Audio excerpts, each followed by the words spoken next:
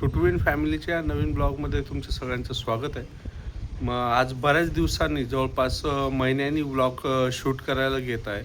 त्याला कारणही तसंच होतं जवळपास 1 महिन्यापासून आमची आई ICUमध्ये ॲडमिट होती आणि 8 जूनला तिला ICUमध्ये म्हणजे हॉस्पिटलमध्ये ॲडमिट केलं होतं. त्यानंतर काही दिवस ती जनरल वॉर्डला आणि त्यानंतर ICUमध्ये तिला ॲडमिट करावं लागलं होतं. आणि ह्याच महिन्यामध्ये मागच्या 9 तारखेला आमची आई आम्हाला सोडून गेली. मार्च 2024मध्ये तिला लंग कॅन्सर हा आजार डिटेक्ट झाला होता आणि तेव्हापासून तिची ट्रीटमेंट कॅन्सर रिलेटेड सगळी चालूच होती. आणि मागच्या महिन्यामध्ये 8 जूनला ती रेग्युलर चेकअपसाठी गेलेली असताना डॉक्टरला असं डिटेक्ट झालं की तिचं किडनीचं फंक्शन पण बंद झालं आहे. त्यामुळे त्यांनी इमिजिएट तिला ॲडमिट करण्यास सांगितलं होतं. तेव्हापासून 1 महिना तिचे डायलिसिस वगैरे चालू होते.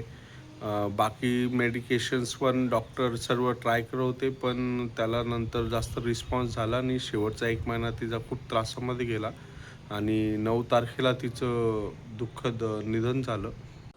मुंबईजवळ असलेल्या ठाणे या शहरात आईचं माहेर होतं. लग्नानंतर एवढं ठाणेसारख्या शहरातून लग्नानंतर ती खेडेगावी आली. फुलंब्री, वाणेगाव या खेडेगावी आली. नंतर तिथून म्हणजे जवळपास शेतात कधी उभी राहिलेली नसताना कापूस वेचण्यापासून ते शेतातली सगळं कामं करणं शिकली. माहेरी गॅस सिलेंडर वगैरे सगळं असताना नंतर इकडे सासरी चुलीवर चूल तयार करण्यापासून ते चुलीवर स्वयंपाक करण्यापर्यंत ती सगळी शिकली. मुळातच गोड आणि मेहनती स्वभाव असल्यामुळे लवकरच तिने सगळ्यांना आपलंसं केलं होतं. नंतर माझ्या लहान भावाच्या शिक्षणासाठी आम्ही छत्रपती संभाजीनगरला शिफ्ट झालो. वडील एस टी महामंडळामध्ये माझे कामाला होते. आता रिटायर झालेत. तर त्यांच्या कमी पगारामध्ये सुद्धा तिने आम्हाला दोघांना छान प्रकारे नंतर हा संसार वगैरे खूप चांगल्या प्रकारे सांभाळला. नंतर स्वतःसुद्धा तिने लग्नानंतर BA कंप्लीट केलं आणि पण काही कारणास्तव D.Ed आणि B.Ed करायचं तिचं राहून गेलं होतं. नाहीतर आता सध्या ती मुख्याध्यापिक वगैरे पदावर राहिली असती. पण एवढं असतानाही तिने कधी म्हणजे असं कुठल्या गोष्टीचा बाऊ केला नाही. सगळं काही एकदम हसत खेळत, कारण तिचा मूळ स्वभावच खूप हसरा होता आणि एकदम happy go lucky type person होती. कधी कुठल्या गोष्टीचा तिने ताण करून घेतला नाही. वडिलांनासुद्धा या सगळ्या संसारामध्ये तिने खूप चांगली मदत केली. तिच्याचमुळे आमचं दोघांचं शिक्षणसुद्धा खूप चांगल्या प्रकारे झालं. तर अशी आमची आई म्हणजे तिच्या जीवनातल्या प्रत्येक रोलमध्ये मुलगी म्हणून, बहीण म्हणून, बायको म्हणून, सासू म्हणून, बाकी जे कुठले रिलेशन्स असतील त्या सगळ्यांमध्ये सगळ्यात बेस्ट होती. सगळ्यांना आपलंसं करून घेणं, हसत-खेळत सगळं लाईफ जगणं आणि सगळ्यात महत्त्वाचं म्हणजे माफ करणं हा गुण तिच्यात सगळ्यात जास्त होता. कोणी किती काही बोललं किंवा कोणी मनाला टोचेल असं बोललं तर ती जास्त मनात ठेवत नव्हती. लगेच ती गोष्ट विसरून ती पुढे कॅरी ऑन करायची आणि हीच गोष्ट तिची मला सगळ्यात छान वाटत होती. आता तिला जाऊन 15 दिवसांपेक्षा जास्त काळ झाला आहे, पण तरी असं मन म्हणजे आमचं मानत नाही आहे की ती आपल्यासोबत नाही आहे. कधी एखाद वेळेस असं वाटतं की आता लगेच तिचा आवाज येईल की जेवण तयार झालं आहे मुलांनो, खाऊन घ्या किंवा तिचा फोन येईल. मी आता पुण्यात राहत असताना आणि ती इकडे संभाजीनगरला राहत असताना दररोज सकाळी 10 वाजता तिचा हमखास फोन असायचा आणि ती तिच्या रेग्युलर स्टाईलमध्ये की पप्पुड्या-टप्पुड्या, काय करतोस? जेवला की नाही? सगळं असं विचारायची. काय 5 मिनिटाचाच तो कॉल असायचा, पण तो दिवसभरात तो फिक्स असायचा. दिवसभरात 2 ते 3 कॉल्स तिचे तर यायचेच. मलाच, परत मावशीला, आत्यांना, असं सगळ्यांना तिचे कॉल्स असायचे.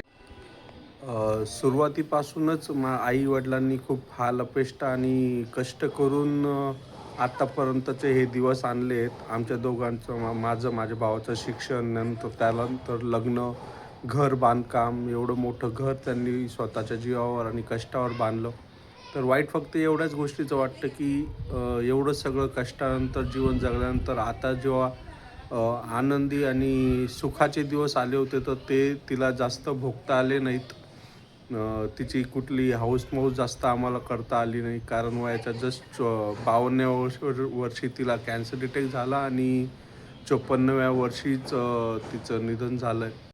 आता एवढं मोठं घर आहे केलेलं, पण घरात आई नसली की पूर्ण घर असं रिकामंच वाटतं. 2024मध्ये आम्हाला कळलं की तिला कॅन्सर डिटेक्ट झाला आहे. तेव्हापासून ते आत्तापर्यंत बरीच मेहनत घेऊन तिला व्यवस्थित मेडिकेशन्स वडिलांनी जास्त करून वडिलांनीच खूप मेहनत घेतली. डॉक्टरांनी तर तेव्हाच आम्हाला 1 ते 1.5 वर्षाची तिची लाईफस्पॅन सांगितला होता. पण पप्पांनी खूप मेहनत घेतली. अक्षरशः तिला लहान मुलासारखं सांभाळलं आणि हे जे पुढचे 1 वर्षाचा जो लाईफस्पॅन होता तो लिटरली पप्पांमुळेच तिला भेटू शकला.